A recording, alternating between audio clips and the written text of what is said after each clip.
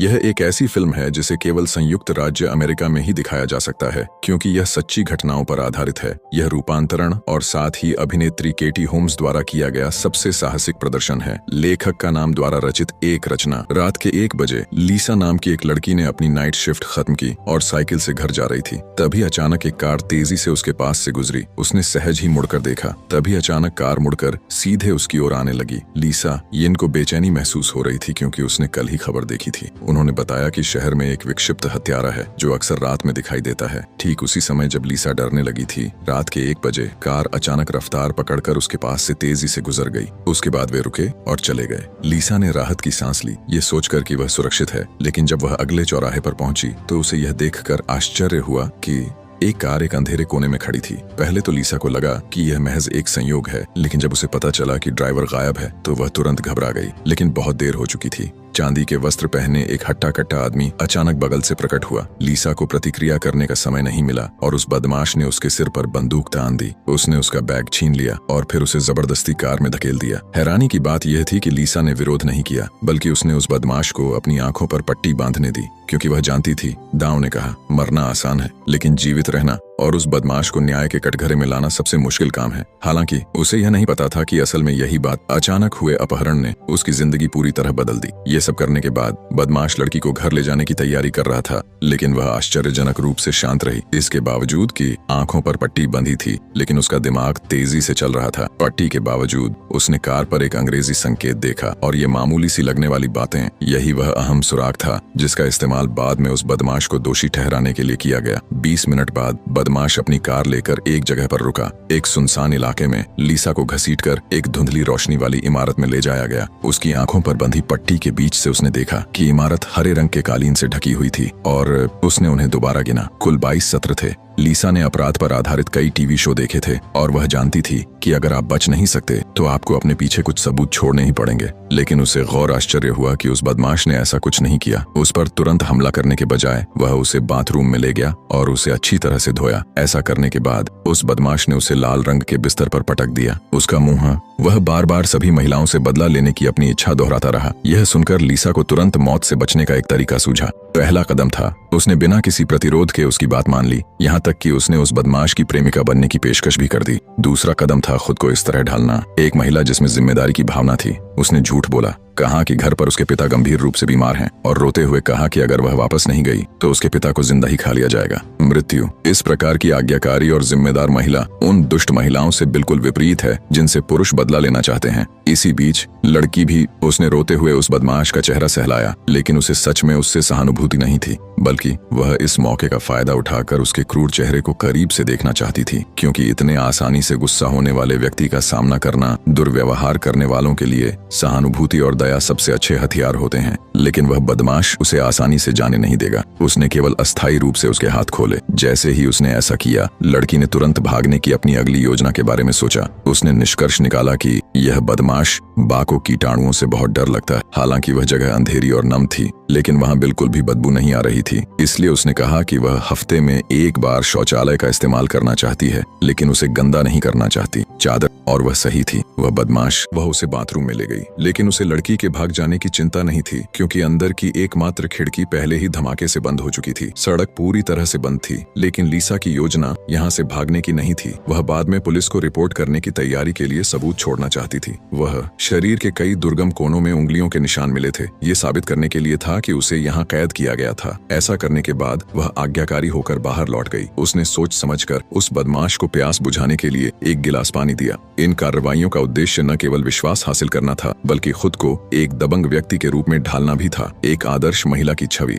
लेकिन इतना ही काफी नहीं था। लीसा ने बदमाश की नींद का फायदा उठाकर उसके बालों की एक लट तोड़ ली। उसने बालों की लट को बिस्तर के नीचे फेंक दिया। इसके बाद उसने जानबूझकर सो रहे बदमाश को जगाया ताकि वह अपना जवाबी नियंत्रण जारी रख सके। बदमाश उसकी बातों में आ गया। लीसा ने अपनी समझदारी दिखाना जारी रखा और यहाँ तक कि जानबूझकर वह उन महिलाओं की आलोचना करती है जो अपने पतियों को धोखा देती हैं, क्योंकि वह जानती सही है, विश्वास का हर पल भाग निकलने की संभावना को बढ़ाता है। लेकिन ठीक उसी समय जब लीसा को लगा कि योजना सफल हो गई है, जब लियू को सफलता का पूरा भरोसा था, तभी एक समाचार कार्यक्रम ने उनके भ्रम को चकनाचूर कर दिया। उसकी सारी कल्पनाएं। टेलीविजन पर खबर आई कि पुलिस ने एक प्रमुख अपराध इकाई का गठन किया है और एक अपराधी की तलाश में बड़े पैमाने पर तलाशी अभियान चलाने का फैसला किया है। एक सीरियल किलर। अप्रत्याशित रूप से यह सुनकर वह बदमाश बेहद उत्तेजित हो गया। उसने लड़की को अपना कोट पहनने के लिए मजबूर किया और उसे 1 घंटे के भीतर जान से मारने का इरादा किया ताकि पुलिस को कुछ गड़बड़ महसूस हुई। 20 मिनट बाद बदमाश वे उसे एक अंधेरी जगह पर ले गए। लड़की को यह देखकर आश्चर्य हुआ कि उस बदमाश ने उसे मारा नहीं, इसके बजाय उसे 5 मिनट में निकलने के लिए कहा गया। लीसा बेहद उत्साहित थी। वह मन ही मन गिनती करने लगी। 300 सेकंड उसे अनंत काल जैसे लग रहे थे। ऐसा लगा जैसे अनंत काल बीत गया हो। आखिरी क्षण तक बोलने के बाद उसने अपना चश्मा उतार दिया।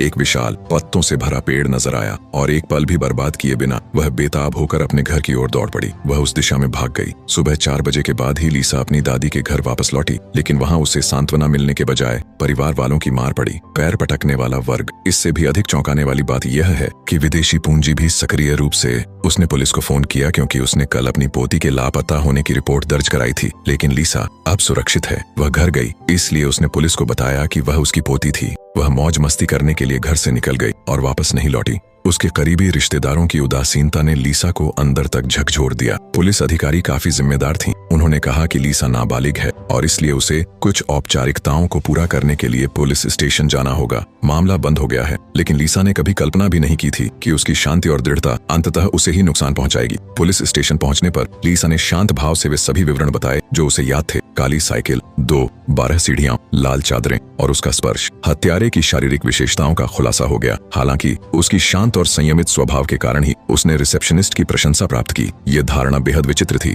उसने सोचा कि एक महिला अपहरण होने के बाद व्यक्ति को शांत भाव से सभी सुरागों को नोट करने के बजाय घबराया हुआ और भयभीत होना चाहिए। इसीलिए उसे संदेह हुआ कि लड़की बचने के लिए झूठी कहानी गढ़ रही है। वह देर रात पुरुषों के साथ बाहर जाती थी। पुलिस ने जांच के लिए 2 महिला अधिकारियों को भी बुलाया था। स्वयं महिला होने के नाते उनका यह भी मानना था कि यह लड़कियों की ही जिम्मेदारी थी। झूठ, क्योंकि लीसा के शरीर पर कोई निशान नहीं है, इसलिए भले ही वह बोलते बोलते अपने होंठ छिल जाएं, फिर भी दोनों। पुलिस ने भी लीसा के बयान पर विश्वास करने से इनकार कर दिया। जब लड़की निराशा के कगार पर थी, तभी लैरी नाम का एक पुलिसकर्मी आगे आया और उसने उस पर विश्वास करने की इच्छा जताई। लीसा का दुर्भाग्य, लेकिन यह भरोसा भी। यह कोई अंधा मामला नहीं था। वे एक सिलसिलेवार हत्या के मामले की जांच कर रहे थे। 9 मृत महिलाओं के शव, उनका एक के बाद एक पता चला और उनके काम करने का तरीका लीसा के विवरण से मेल खाता था। यह मिलान बेहद सटीक है। हालांकि अपहरण के बाद बच निकलने की संभावना 10,000 में से केवल 1 होती है। लैरी को इस बात पर पूरा भरोसा है। मेरे सामने खड़ी लड़की यह कर सकती है क्योंकि उसने यह खोज निकाली है। अन्य लड़कियों के विपरीत लीसा की निगाहें दृढ़ थीं, मानो वह कोई ऐसा बोझ ढो रही हो जिसे उसकी उम्र को नहीं उठाना चाहिए। एक नकारात्मक कहानी, साथ ही फोरेंसिक पहचान भी। परिणाम जल्दी ही सामने आए। उन्होंने पाया कि लीसा के शरीर पर मौजूद रेशेदार पदार्थ अन्य पीड़ितों के शरीर पर मौजूद पदार्थ के समान था। यह एक सटीक मिलान है और यह सबूत ग्राफ की पुष्टि करता है। लीसा झूठ नहीं बोल रही थी। जैसे जैसे उनका भरोसा गहराता गया, लीसा ने लैरी को एक चौंकाने वाला रहस्य भी बताया। रहस्य, और इसीलिए वह इतनी शांत और संयमित थी क्योंकि जैसा कि पता चला, वह बचपन से ही अपनी नानी के साथ रहती थी और उसकी नानी नशे की आदी थी, जिसे बड़ी मात्रा में ड्रग्स की जरूरत होती थी। उसके पास पैसे की कमी नहीं थी, इसलिए उसे अक्सर वह आदमी वापस ले आता था जिसे उसकी दादी घर लाती थी। उसके साथ एक आदमी ने दुष्कर्म किया था, इसीलिए गुंडे द्वारा अपहरण किए जाने के बाद वह घबराई नहीं। लेकिन दूसरी लड़कियों के लिए ऐसा होना स्वाभाविक था। बुरे सपने, लेकिन लीसा के लिए वे पहले से ही जीवन का एक परिचित हिस्सा थे। यह एक नीरस और नर्क जैसी जिंदगी थी। अगले दिन लीसा ने पुलिस को अपराध स्थल का पुनर्निर्माण करने में मदद की और उसने बताया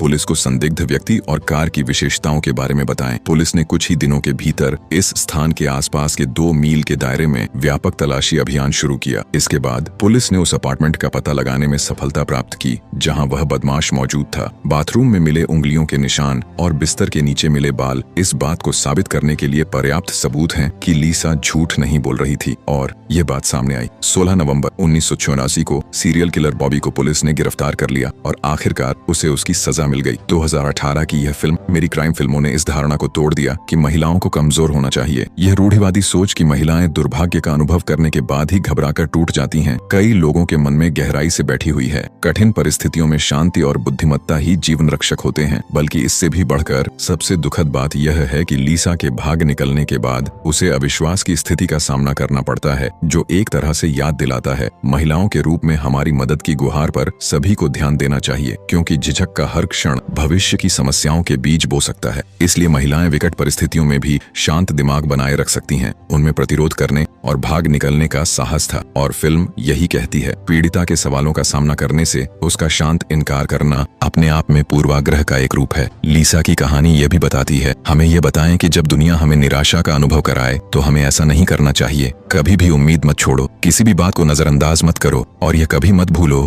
कि सबसे कठिन समय में भी ऐसे लोग मौजूद होते हैं जो विश्वास करने को तैयार रहते हैं। आप अपनी रक्षा स्वयं करें। धन्यवाद। इसी के साथ यह फिल्म यहीं पर समाप्त हो जाती है।